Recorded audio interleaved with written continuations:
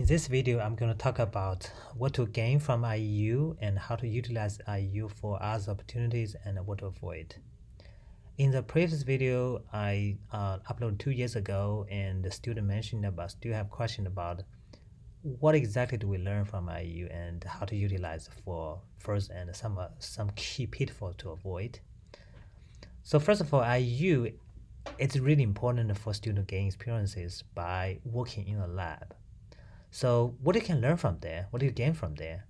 So you can learn a couple of things that are listed over here, including your technical skills, your team skills, friendship, and fun. So let me go down a little bit about each one. Okay, so technical skill talk about what you can learn from by applying what you learned in your class or you learn by yourself in the actual project. For example, if you are learning a project related to the machine learning, you might apply some tools that you learned in the class or by yourself in the actual project. Of course, this is important for you to find the right lab or right professor you'll be working with. Okay, so it's important for you to remember how to hone your skills. If you already know the skills, try to apply it. If you don't know the skills, try to learn it. Okay, this you build your skills. Teaming skills talks about how you work together with a variety of students in the lab, including, for example, postdocs, PhDs, masters, undergraduate, even high school students, depending on the size of the lab. And of course, you're working with a professor as well. So for different people, you might working with them in a different way, which means you play a different role. You might working with the graduate students or postdoc working on supporting role.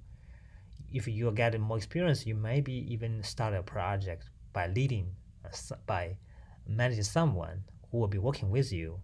And for professor, you'll be working on supporting role, maybe even working on developing of some ideas with the professor, okay? So teaming also talk about how you work together with a large group. For example, you do the meeting scheduling, you do planning of the tasks, so on and so forth. So friendship is meaning talk about the network you build within the lab, even outside lab, if you get opportunity to meet other people who are not a part of the lab. So try to make friends and make connection with other people so you can build your personal network for your future career. And lastly but not least important, I think is fun. So you might get a chance to figure out from the REU to see if you like it or not, which aspect you like more, which aspect you like less. So hopefully you will find the area or areas that you are really interested in.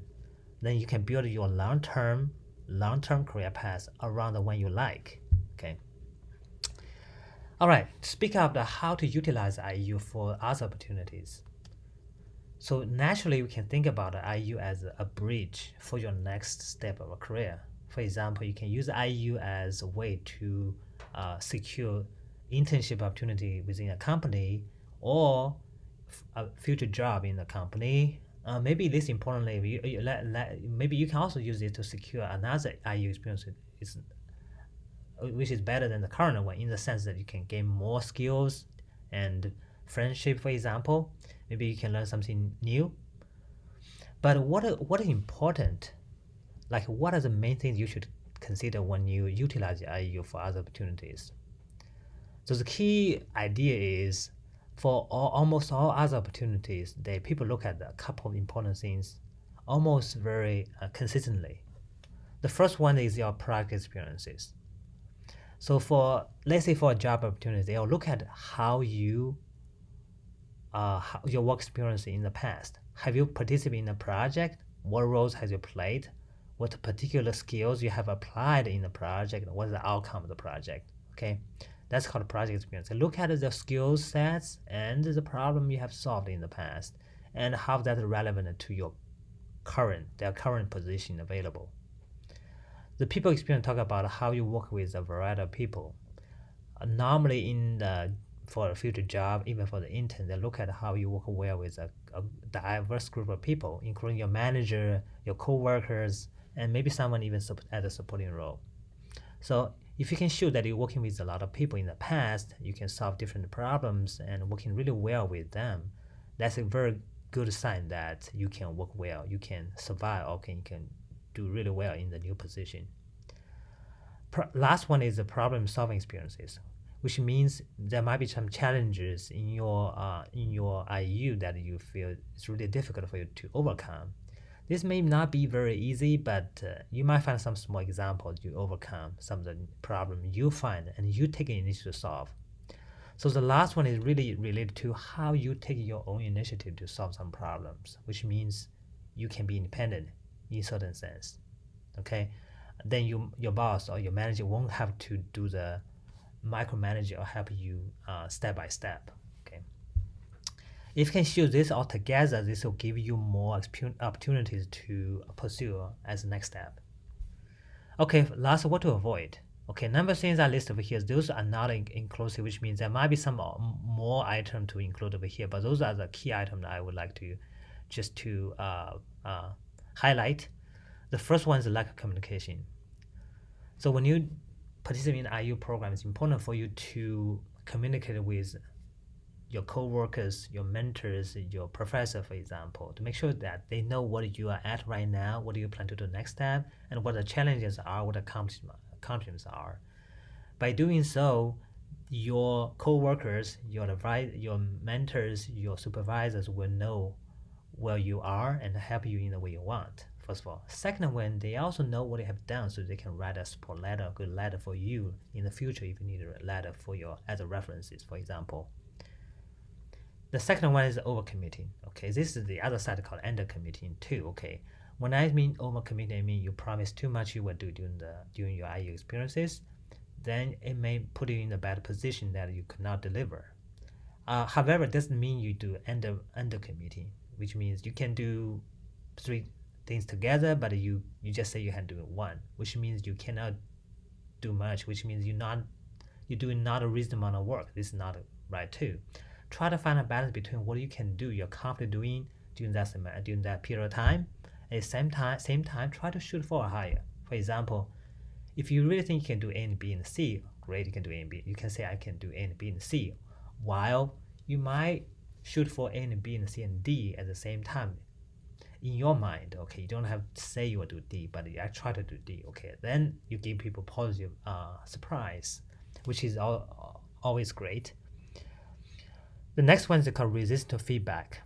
As we normally know, feedback is really important for anyone in any career path. Okay, so especially for IU, typically it's for students who may not have a lot of experiences. So getting feedback, even some critical feedback, is really important. So don't take this very seriously about what the feedback, or you feel that you didn't know A and B and C and D, so many things. That's okay. That's what they're supposed to help you by taking on the IU experiences, opportunity, right? So this is more like learning experiences for you to take, but also take feedback very seriously about how you can improve. This also connects back to the reflect in the last bullet points. You write down the feedback, try to see how you can improve upon the feedback, and you can also seek for more feedback from your mentors or your professors. Okay. Neglecting professional development. Okay, so IU is more than just develop your skills. It's actually try to make sure you can act professionally. So what I mean by professional, I mean you can dress professionally, write emails professionally, present professionally, even talk professionally. How do you learn from there? Then you can actually learn from other members who are more professional at the career stage, or you can talk to your professor to ask about the feedback of how to act more professionally, because being a professor is a professional career, so they should know more about the professional side of the work. Okay. Last one is a failure to reflect. This is related to the feedback, okay, but it's not necessary. Okay, feedback is one way for you to reflect what you can do better. The other one is you in your mind you can also think about what you can do better. For example, you may learn how to you may go to the lab and you were given tasks for what to do within a certain period of time, for example 3 months period of time. Then your mentor and the professor may set up steps for you to move forward. Step A and B and C and D, for example, approach your goal, final goals. Okay, of course there might be some issues when you in the process, and then will be changed to how you set up your steps again and revise it accordingly. Now you can reflect this in a way that you can apply this technique in your own career. For example, if you're now at a sophomore stage, you still have 2, maybe 3 years time before you graduate. Then you can set up a goal before at the time when you graduate, in terms of your technical skill, in terms of your teaming skill, so on and so forth, right? And then you can set up a steps, the intermediate steps. Step can be more, maybe 5 or 6 steps, and you can try to execute it based on the steps, right? And of course, it may work faster or slower, and you can adjust your steps, so on and so forth, based on what you learn in the lab. So this reflect may not mean feedback. It may mean something that you learned by yourself. Nobody give you feedback on certain stuff, but you still can reflect on that. So the whole point for IU is for you to actually get real experiences, get a feedback, get the opportunity to improve yourself, because you may not get it from your class, but you can get it from additional experiences. Okay, I hope this is helpful for you to know what IU is and how you can utilize it and what to avoid.